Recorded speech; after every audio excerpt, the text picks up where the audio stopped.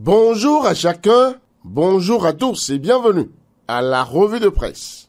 Pour son fonctionnement en 2025, le Parlement béninois prévoit un budget général de près de 29 milliards de francs CFA. Ainsi signale Nord-Sud Quotidien le vote intervenu à l'Assemblée nationale du budget de l'institution pour l'année prochaine. Un vote obtenu à l'unanimité des députés.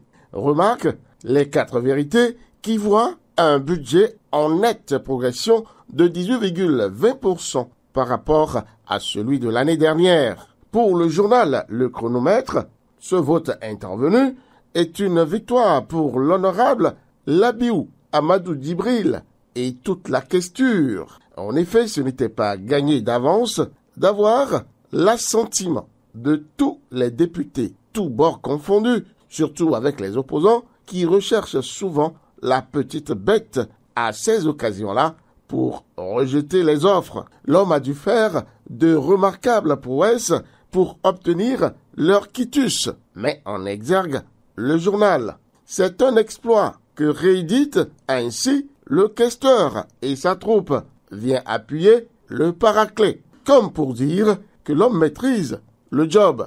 Louis-Philippe Rounéon, ex-directeur général de la police républicaine, est-il devenu la nouvelle voix de l'opposition béninoise? Soleil Bénin Info l'observe depuis un moment et trouve qu'il ne rate aucune occasion pour attaquer ouvertement les réformes entreprises par la rupture, un job normalement dévolu aux caciques de l'opposition.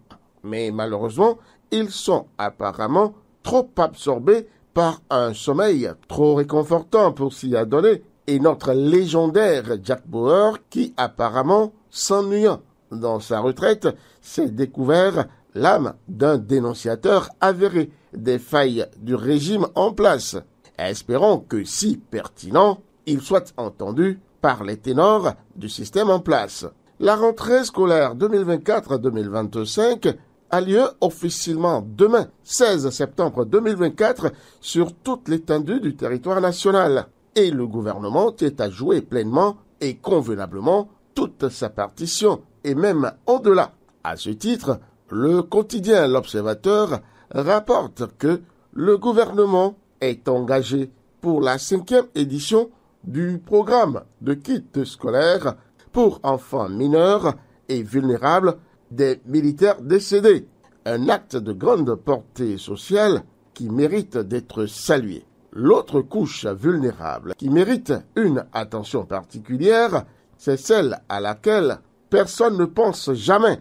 C'est la corporation des journalistes, et que dis-je, des professionnels des médias du Bénin, eux qui font les autres, mais curieusement, personne ne pense jamais à eux. L'un d'eux, Marius Poguet, brise la glace.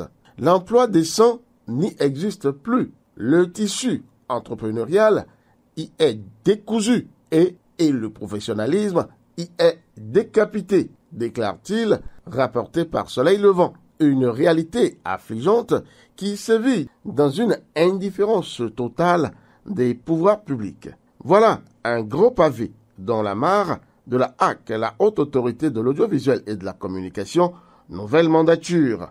Humblement vôtre. Finissons cette revue par cette information qui nous vient du journal Dynamisme Info. Code électoral pour 2026, la relecture au-delà de tout argument pour préserver la paix. Voilà la profession de foi du journal qui nous invite à cultiver la paix dans ce pays. Fin de cette revue de presse. Peggy Ludovic Dagba. Rendez-vous dimanche prochain.